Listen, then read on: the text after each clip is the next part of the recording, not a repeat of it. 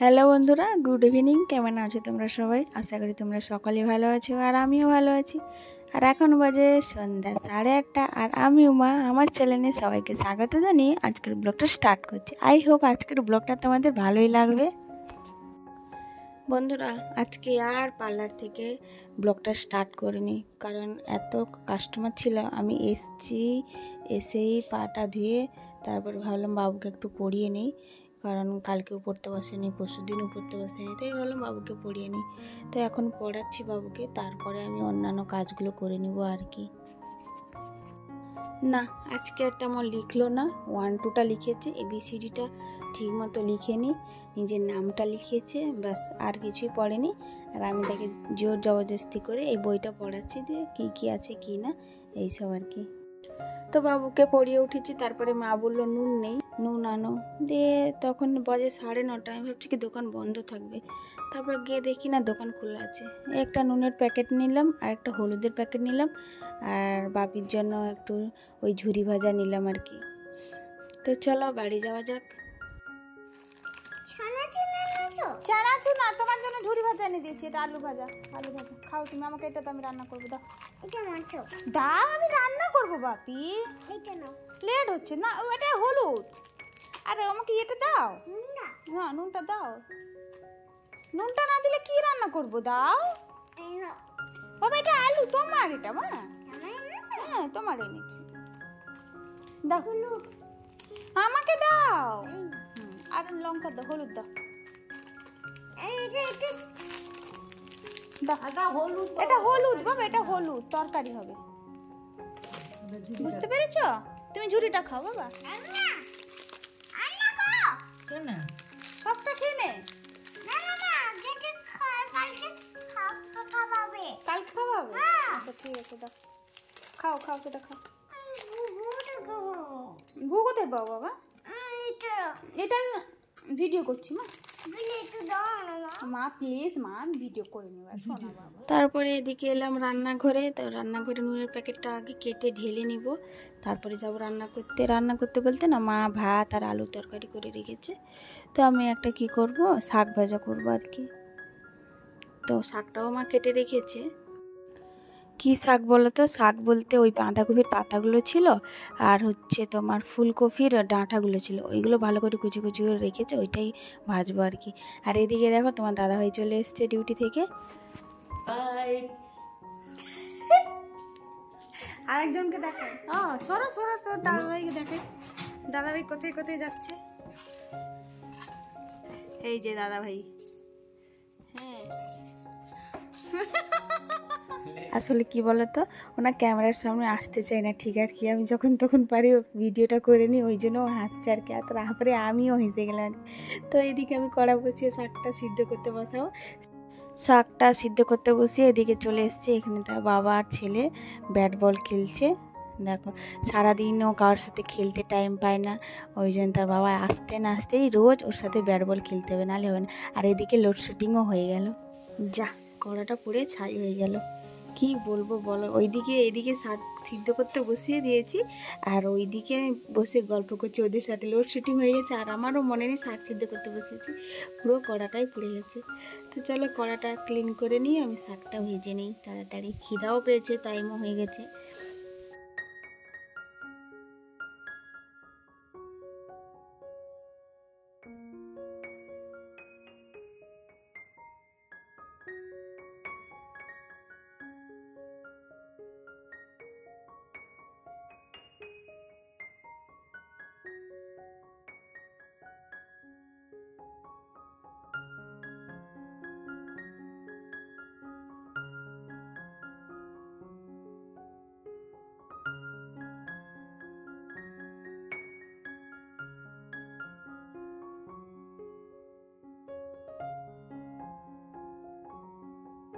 শাক ভাজাটা আমার হয়ে গেছে। তো এবারে আমি বলে তুলে নিব, তারপরে সোজা চলে যাব খাওয়ার জায়গার দিকে, কারণ পেটে পুরো আগুন জ্বলছে খাওয়ার জন্য। এখন প্রায় বাজে 10:30 মতো হয়ে গেছে, আরও বেশি বলতে গেলে। তো এদিকে শাক ভাজা মায়ে বলছিলাম না, মা এখানে আলুর তরকারি করে রেখেছে। আর এদিকে দেখো খেতে বসেছি, এদিকে তো ভাত খুলে দেখি কি মা আলু দিয়েছে ভাতে। চলো আলু ভর্তাটা বানিয়ে নিই, তারপরে খাবো। তো এখানে প্রথমে না নুন আর লঙ্কাগুলোকে ভালো করে করে নিচ্ছি, কারণ আলু দিয়ে চটকে ফার্স্ট তারপরে লঙ্কা মাখালে না ঠিক করে মাখে না, আমার খুব টেস্ট লাগে না আর কি।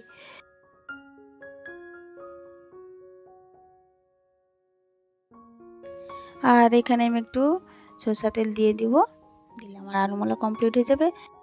তো এখন আমি মায়ের জন্য আগে ভাতটা বেড়ে দিয়ে দিব মাকে খেতে। মাও সারাদিন খায় না, যখনই আমরা রাত্রে এসে খাবো তখনই খাবে, তার আগে খায় না, একাও খেতে ভালো লাগে না মার। তাই এখানে আমি দেখো মাকে আলু মলা দিলাম আর এখানে শাক ভাজা দিয়ে খেতে দিয়ে দিয়েছি। এখন তোমার দাদাভাইকে দিব আর আমি এদিকে পান্তা নিয়ে খেতে বসবো। আর আমার পান্তা হচ্ছে ফেভারিট, আর তার সাথে শাক ভাজা হয়েছে, আর কিছু আমার লাগবেই না। তো চলো খেয়ে নিই, তারপরে কথা বলছি।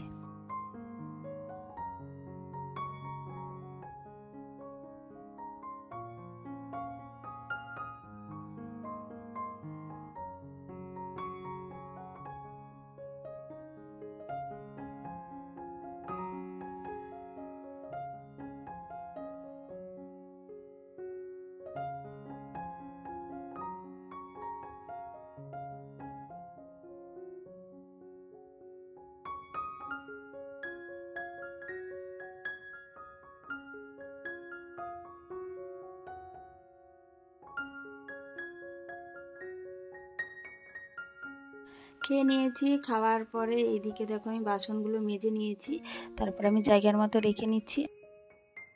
আর এখানে আমি গ্যাসটাও মুছে নেব। তো বন্ধুরা, ভিডিওগুলো কেমন লাগছে প্লিজ একটা করে কমেন্ট করো। তোমাদের একটাই কমেন্ট আমাকে মোটিভেট করে নতুন নতুন ভিডিও আনার জন্য।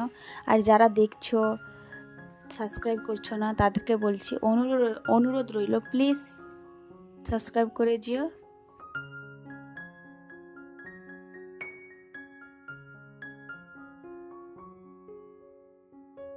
আর এদিকে টেবিলে এসেছি, টেবিলটা গোছালাম। আর এদিকে দেখো তোমার দাদাভাই কবে কলা এনেছিল, সেই চিকের মধ্যে ছিল আর কি, তাই ভাবলাম কি এটা গুছিয়ে রেখে দিই। আর এইদিকে দেখো বিছানায় যখন বিছানা করতে আসি, এই দেখো গড়াগড়ি সারা দিন তার এইভাবে চলে, তোমাদের আর কি বলে বোঝাবো, বুঝতে পারবে না তোমরা। এই দেখো আমি বিছানা ঝাড়তে এসেছিলাম, তো বলে কি আমি ঝেড়ে দিব, দেখো।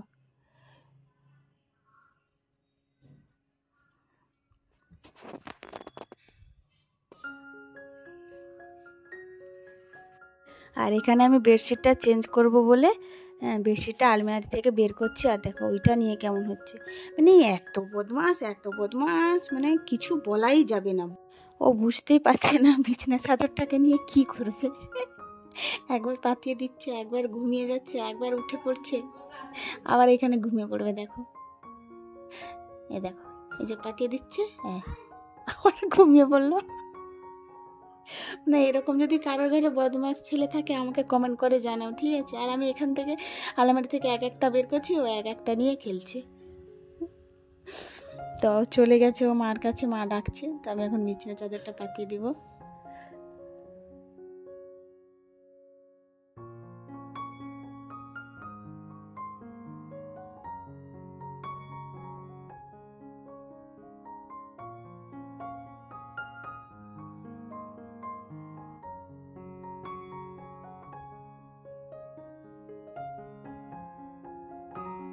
তো আমি এইদিকে যখন বিছানা করে ওইদিকে যাই, দেখি মার কাছে ঘুমিয়ে গেছে, তাই ভাবলাম তাকে ও তুলে নিয়ে আসি, দিয়ে ঘুম করিয়ে দিই এখানে।